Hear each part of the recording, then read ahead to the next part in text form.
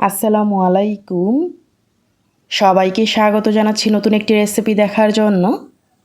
আজকে আপনাদের সাথে শেয়ার করব সাবুদানার পুডিং তৈরির রেসিপি। এই অসহ্য গরমে ঠান্ডা ঠান্ডা সাবুদানার পুডিংটি খেতে কিন্তু অসম্ভব ভালো লাগে। খুব সহজেই তৈরি করা যায়। আপনারা চাইলে কিন্তু ঈদের আগের দিন তৈরি করে ঈদের দিন সার্ভ করতে পারেন। দেখতে অনেক বেশি সুন্দর হয়। আশা করি আপনাদের কাছে রেসিপিটি অবশ্যই ভালো লাগবে। চলুন দেখে নিই পুরো রেসিপি। প্রথমে আমরা জেলু তৈরি করব, তো এর জন্য আমি এখানে স্ট্রবেরি ফ্লেভারের একটি জেলুর প্যাকেট নিয়েছি। আর এটা অবশ্যই 100% হালাল দেখে নিতে হবে। 85 গ্রামের এক প্যাকেট নিয়েছি এখানে। আর এখানে আমি ফুটন্ত গরম পানি নিয়েছি 1.5 কাপ। তারপর আমি ঢেলে ভালো করে মিশিয়ে নিব। ভালো করে কিন্তু নেড়ে মিশাতে হবে। তো অবশ্যই এখানে ফুটন্ত গরম পানিটা নিতে হবে আর মেজারমেন্ট কাপ দিয়ে 1.5 কাপ পানি নিতে হবে। ভালো করে মিশিয়ে নিয়েছি। এখন আমি এই পানিটাকে 3টা বাটি নিয়েছি, বাটিতে নিয়ে নিব।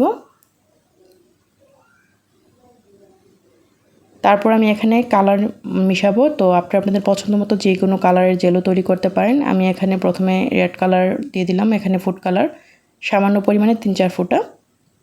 আরেকটা বাটিতে দিয়ে দিব গ্রিন কালার, আর একটা লিকুইড কালার আমি এখানে দিয়ে দিলাম। তো ভালো করে নেড়ে মিশিয়ে নিয়েছি।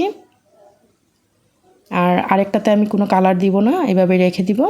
তো আমি এইভাবে রেখে দিব রুম টেম্পারেচারে আসা পর্যন্ত। তারপর আমি ফ্রিজে রেখে দিব ঘন্টাখানিক। আর এখন আমি সাবুদানাগুলো সিদ্ধ করব। এর জন্য আমি এখানে একটা প্যানে পানি ফুটিয়ে নিয়েছি। তারপর এখানে 1 কাপ সাবুদানা নিয়ে নিলাম। আর সাবুদানাগুলোকে সিদ্ধ করে নিব। 7 থেকে 8 মিনিট সাবুদানাগুলো সিদ্ধ করে নিলেই হবে। 7 থেকে 8 মিনিট সাবুদানাগুলো সিদ্ধ করার পর যখন ঠিক এরকম হবে, আমি একটা স্ট্রেনারে ছেঁকে নিব। আর স্ট্রেনারে ছেঁকে নিয়ে ঠান্ডা পানি দিয়ে ভালো করে ধুয়ে নিতে হবে, না হয় কিন্তু আঠালো হয়ে যাবে, মানে ঝরঝরে হবে না। তো আমি এরকম একটা স্ট্রেনার নিয়ে তারপর ভালো করে ধুয়ে পানি ঝরিয়ে নিব। আর 1 ঘন্টার মতো আমি ফ্রিজে রেখে দিয়েছিলাম। এই জেলগুলো কিন্তু সেট হয়ে গিয়েছে। এখন ছুরির সাহায্যে কেটে নিব। আর এই জেলগুলো কিন্তু খেতে অনেক বেশি মজার হয়। ফ্লেভার দেওয়া থাকে, চিনি দেওয়া থাকে এই প্যাকেটে, এর জন্য। আর এই যে দেখুন কতটা পারফেক্ট হয়েছে। এখন যে আমরা রেড কালারটা রেখেছিলাম এটাও কেটে নিব। এক প্যাকেটের জন্য কিন্তু 1.5 কাপ পানি নিতে হবে। বেশি যদি পানি হয় তাহলে কিন্তু জেলগুলো নরম হয়ে যাবে। তো আমি আপনাদের সুবিধার জন্য বলে দিলাম। এভাবে আমি সবগুলোই কেটে নিয়েছি। তো এখন আমি এখানে যেই মোল্ডে পুডিংটা তৈরি করব সেই মোল্ডে প্রথমে এই জেলগুলো নিয়ে নিব। সবগুলো জেলু আমি নিয়ে নিলাম।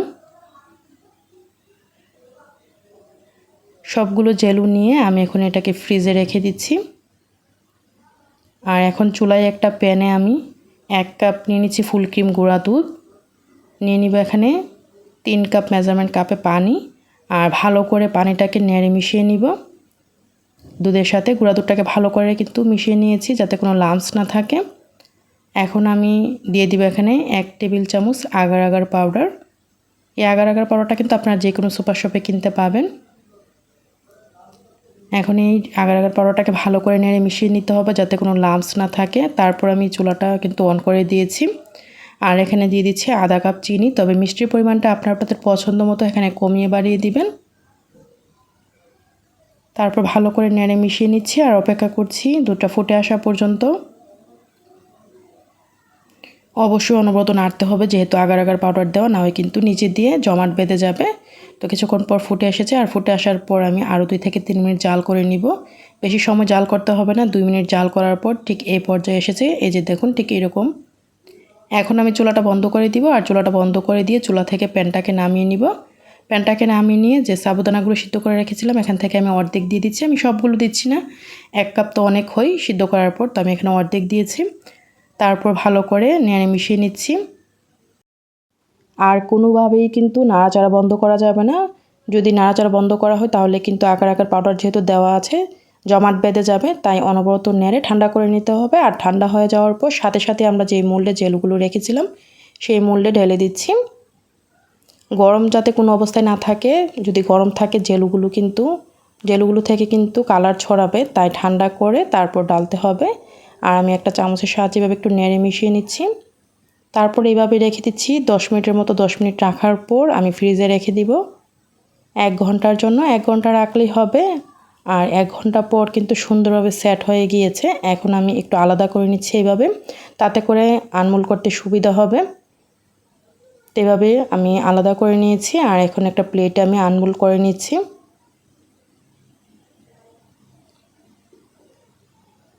এই যে দেখুন কতটা সুন্দর হয়েছে, আপনারা হয়তো দেখেই বুঝতে পারছেন। আমি আপনাদেরকে কেটে দেখাচ্ছি কতটা পারফেক্টভাবে জমেছে। আমি এখানে সাবুদানার পুডিং পুরোটাই আপনাদেরকে কেটে দেখাবো। এই যে দেখুন ঠিক এরকম হবে। 3 কাপ দুধের জন্য কিন্তু 1 টেবিল চামচ আগার আগার পাউডারটাই দিবেন, এর চেয়ে বেশি দিবেন না, তাহলে কিন্তু অতিরিক্ত শক্ত হয়ে যাবে, খেতে ভালো লাগবে না। পুরোটা কেটে নিলাম, আপনাদেরকে দেখাচ্ছি আপনাদের সুবিধার জন্য। এই যে দেখুন ভিতরটা কত সুন্দর হয়েছে। আর এই সাবুদানার পুডিংটা দেখতে যতটা সুন্দর হয়, খেতেও কিন্তু ততটাই মজার হয়। এই গরমে আপনারা খুব সহজে তৈরি করে নিতে পারেন। ঈদের দিন কিন্তু আপনারা রাখতে পারেন ডেজার্ট হিসাবে। চেষ্টা করেছি সহজভাবে সাবুদানার পুডিংয়ের রেসিপিটি আপনাদের সাথে শেয়ার করতে। আশা করি আমার আজকের এই রেসিপিটি আপনাদের কাছে সহজ লেগেছে এবং ভালো লেগেছে। রেসিপিটি যদি ভালো লাগে লাইক, কমেন্ট, শেয়ার দিয়ে সাথেই থাকবেন। আজকের এই রেসিপিটি দেখার জন্য আপনাদের সবাইকে অসংখ্য ধন্যবাদ। সবাই ভালো থাকবেন, আমার জন্য দোয়া করবেন। আল্লাহ হাফেজ।